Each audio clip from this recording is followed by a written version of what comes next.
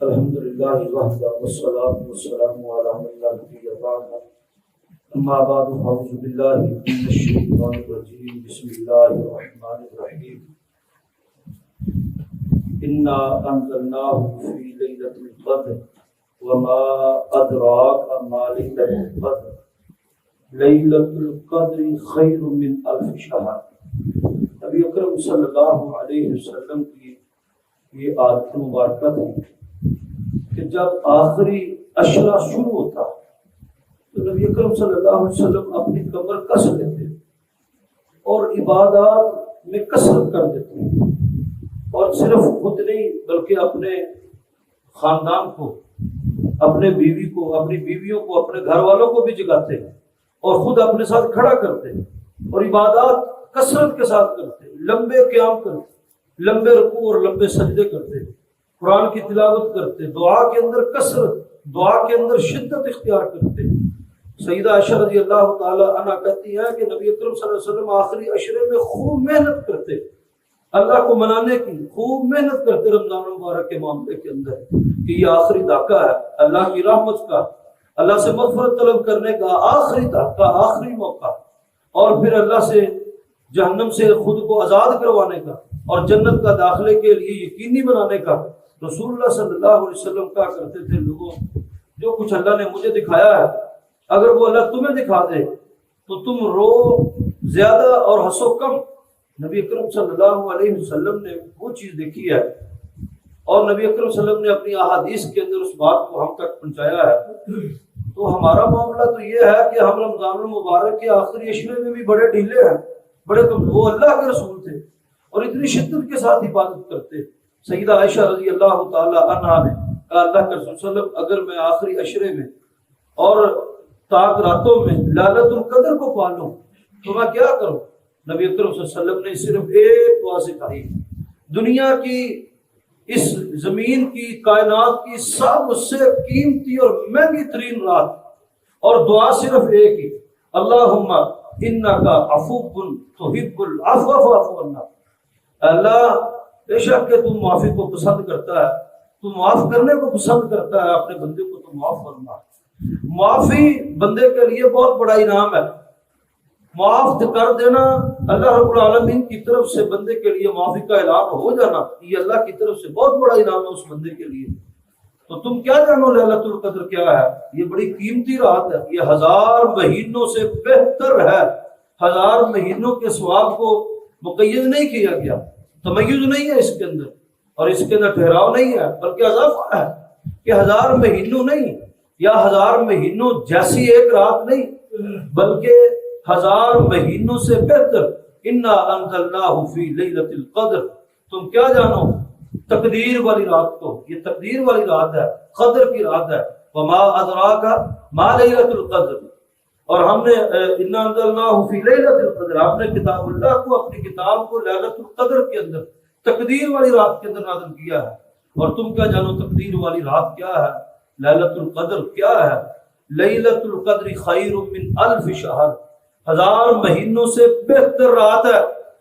1000 مہینوں سے بہتر رات ہے۔ یہ کتنی بہتر ہے؟ تیری نیت کے اوپر ہے، جتنی تیری نیت خالص ہے، جتنا تو مخلص ہے اللہ کے لیے، جتنا تو رونے والا ہے، جتنا تو گڑگڑانے والا ہے۔ اگر کوئی شخص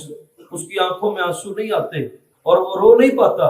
وہ رونے جیسی شکل بنا لے، اللہ رونے جیسی شکل سے بھی اس کے گناہوں کو معاف کر دیتا ہے۔ پھر آپ نے فرمایا تم رمضان کے آخری عشرے میں تاک راتوں میں جستجو کرو، تلاش کرو رب کو، اور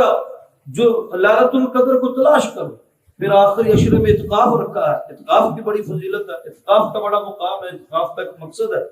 کہ پہلے رمضان المبارک کا من صام رمضان ہو من قام رمضان ہو، لیکن اعتکاف کا معاملہ تو یہ ہے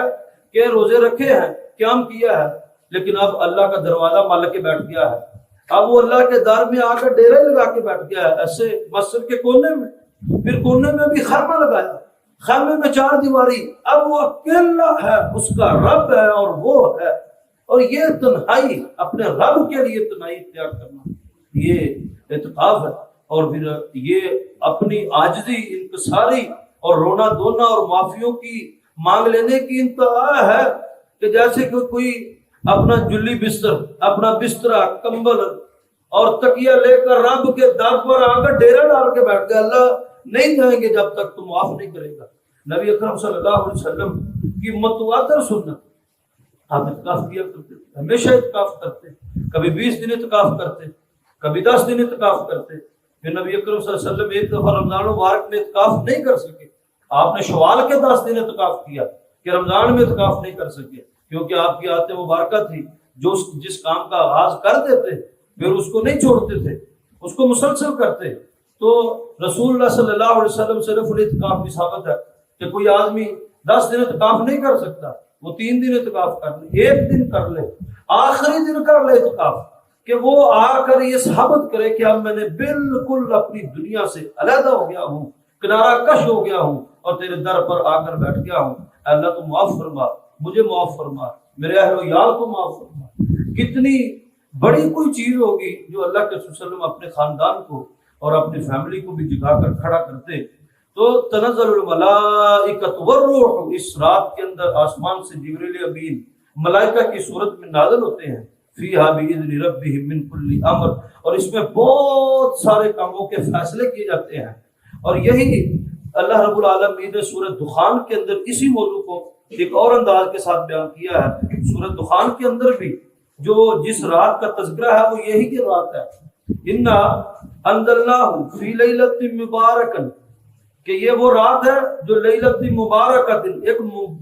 برکت رات ہے، انا کنا منذرین، اور ہم تمہیں ڈرا رہے ہیں کہ یہ رات ہے، اس کے متعلقہ اللہ کے معاملے میں خوف زدہ ہو جاؤ۔ فیہا یفرق کل امر حکیم، اور اس رات کے اندر لوگوں کے معاملات کا فیصلہ کیا جاتا ہے، تقدیروں کا فیصلہ کیا جاتا ہے۔ اور جب اللہ رب العالمین اس رات میں لیلۃ القدر میں اس کی فضیلت اس لیے ہے کہ اللہ تمام فرشتوں کو جمع کرتا ہے اور ذمہ دار فرشتوں کو جمع کرتا ہے، تو لوح محفوظ میں ہر شخص کی تقدیر موجود ہے، اس میں سے 1 سال کا ریکارڈ نکال کر فرشتوں کے سپرد کیا جاتا ہے تاکہ پورا سال امپلیمنٹیشنز ہو اس زمین کے اوپر، دریاؤں کو، دریاؤں والے فرشتے کو، ہواؤں والے فرشتے کو، بارشوں والے فرشتے کو، عذابوں والے فرشتے کو، روح قبض کرنے والے فرشتے کو، اور ماں کے پیٹ میں بچے کے روح پھونکنے والے فرشتوں کو، یہ 1 سال کا رجسٹر تھمایا جاتا ہے، پیش کیا جاتا ہے، دیا جاتا ہے۔ اس سے پہلے اور بعد کا وہ نہیں جانتے، وہ اللہ کے پاس محفوظ ہے۔ ایسے ہی ہے کہ جیسے نبی اکرم صلی اللہ علیہ وسلم کے اوپر قرآن مجید 23 سال کے اندر نازل ہوا، لیکن قرآن کہتا ہے انا انزلناہ فی لیلۃ القدر، قرآن مجید لیلۃ القدر میں نازل ہوا ہے۔ اس سے مراد یہ ہے کہ یہ قرآن مجید لوح محفوظ میں جو اللہ کے عرش کے نیچے ایک اللہ کا سیکرٹ روم ہے، اس کے اندر قرآن مجید موجود تھا، وہاں سے نکالا تو ایک ہی رات میں پہلے آسمان پر اللہ نے لا کر رکھ دیا، اس کے بعد پہلے آسمان سے ضرورت کے مطابق نبی اکرم صلی اللہ علیہ وسلم کے اوپر نازل ہوتا رہا اور 23 سال کے اندر نازل ہوا۔ اسی طرح ہم سب کی تقدیریں جتنی ہماری زندگی ہے یہ اس سیکرٹ روم کے اندر موجود ہے۔ تو جیسے کسی کمپنی ہو اور اس کا سالانہ ایونٹ ہوتا ہے، اس کا بجٹ اور خسارہ طے ہوتا ہے، بڑے بڑے اس کے کمپنی کے عہدیداران، اس کے جو ہے وہ مینیجرز اور اس کے اکاؤنٹنٹس اور سب پوری میٹنگ ہوتی ہے اور پورے سال کا جائزہ لیا جاتا ہے، ہم نے کیا کمایا ہے اور کیا پایا ہے۔ تو اسی طرح پورے سال کی کمانڈ ان کے سپرد کی جاتی ہے۔ تو یہ ہے فیہا یفرق کل امر حکیم، اللہ اپنی حکمت کے ساتھ لوگوں کے معاملات کے فیصلے اس رات میں کرتا ہے اور سپرد کرتا ہے ان فیصلوں کو فرشتوں کو، اور تاکہ امپلیمنٹیشن ہو، یہ تمام ذمہ داریاں سونپ دی جائیں۔ اس رات جاگو، اللہ سے دعا کرو، یہ شب برات نہیں بلکہ شب قدر کے متعلقہ یہ بات ہے۔ امر من عندنا، یہ تمام فیصلے اللہ کی طرف سے نازل ہوتے ہیں، انا کنا مرسلین، اور ہم ہی ہیں جو ان فیصلوں کو نازل کرنے والے ہیں۔ رحمت من ربک، تیرے رب کی رحمت ہے، انہ هو السمیع العلیم، وہ بڑا سننے والا ہے، بڑا علم والا ہے۔ رب السماوات والارض وما بینہما، اور تمہارا وہ رب ہے جو زمین و آسمان کا مالک ہے اور زمین و آسمان کے درمیان میں جو کچھ ہے اس سب کا وہ مالک ہے۔ ان کنتم موقنین، اگر ہو تم یقین رکھنے والے،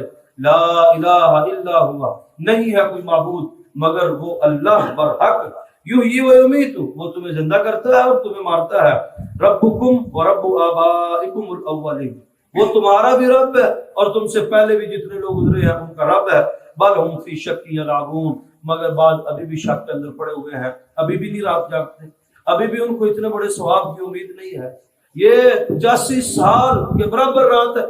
تقدیروں کے فیصلے، لوگوں کے معاملات کے فیصلے، اس میں جاگو، اللہ کی عبادت، پھر اس کے روزے رکھو۔ اب آخری دھاکہ ہے، کوشش کرو، محنت کرو، کثرت کے ساتھ صدقہ، کثرت کے ساتھ دعا، لمبے قیام، لمبے رکوع، ممکن ہو تو آخری 2 دن، 1 دن، یا یہ دھاکہ جو ہے وہ اتقاب بیٹھنا اللہ کے نزدیک بہت بڑے اجر اور ثواب کا کام ہے۔ اللہ رب العالمین عمل کی توفیق عطا فرمائے۔ آخر دعوانا الحمدللہ۔